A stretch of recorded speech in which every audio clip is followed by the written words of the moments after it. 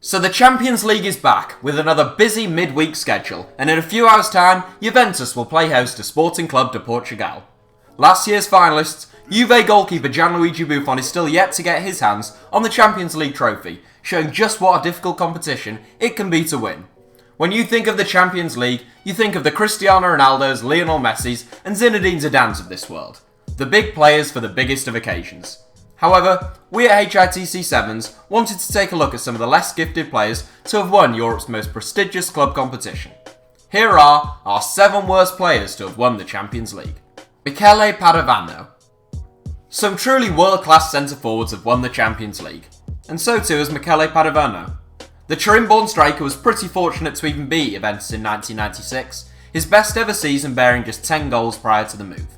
In 2 years with Juve, Padovano scored 12 goals in 41 league outings, before being shipped off to Crystal Palace, where he scored once in 12.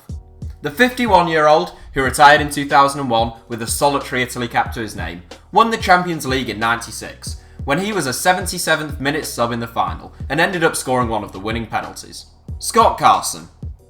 There are a couple of goalkeepers in this 7, and a couple more who just miss out. Scott Carson is the first to be included. The current Derby County goalkeeper was on the bench when Liverpool lifted the trophy in 2005, qualifying him for a medal. Carson had featured in the competition, starting in the first leg of Liverpool's quarter-final against Juventus. The 22-year-old actually tried to give his winner's medal away to Chris Kirkland, who he felt deserved it more, but Kirkland refused to accept. Carson has won 4 caps for England, one of which is renowned for all the wrong reasons. He made 4 league appearances in 3 years at Liverpool, and has since played for the likes of Wigan and West Brom. Jaime. Retired Spanish midfielder Jaime Sanchez made our list of the 7 worst Real Madrid players of all time not too long ago, and unfortunately finds himself in another undesirable 7 here. Jaime was an 81st minute substitute in Real Madrid's 1-0 defeat of Juventus in the 1998 Champions League final.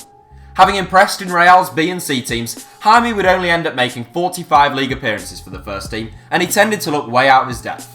He joined Deportivo La Coruña after Real, but couldn't make the first team there either. He ended up retiring aged 33 after relegation with Racing Ferrol into Spain's 3rd tier. Jonathan Greening. A familiar face to English football fans, Jonathan Greening spent a number of years playing in the Premier League and the Championship, with Middlesbrough, West Brom and Nottingham Forest. In a rather modest career overall, Greening got his hands on a Champions League winners' medal with Manchester United back in 1999. The uncapped Englishman joined the Red Devils from now non-league side York City, and he made 14 league appearances in 3 years. Greening was an unused substitute as Manchester United scored 2 late goals in a dramatic final win over Bayern Munich. Ross Turnbull. We promised you goalkeepers, and the second shot stopper to make this list is the perennial number 2 Ross Turnbull. A man who has spent the last 15 years of his life sitting on benches up and down the country, he began exploring the benches of Europe in the 2011-12 season. The former England youth international spent 4 years at Chelsea, during which time he made 7 league appearances, and he was back up to Petr Cech as Chelsea beat Bayern Munich on penalties in the 2012 Champions League final. Aged 32, Turnbull is currently without a club. Jovan Kirovski.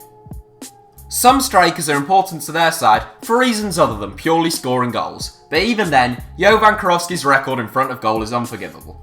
Steve Bruce scored twice as many career league goals as Kirovski, yet he still won 62 caps for the United States as a centre-forward.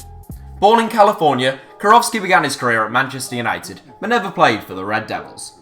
He joined Borussia Dortmund, where he scored once in 20 games over 4 years at the club, but did become the first, and currently only, American to win the Champions League.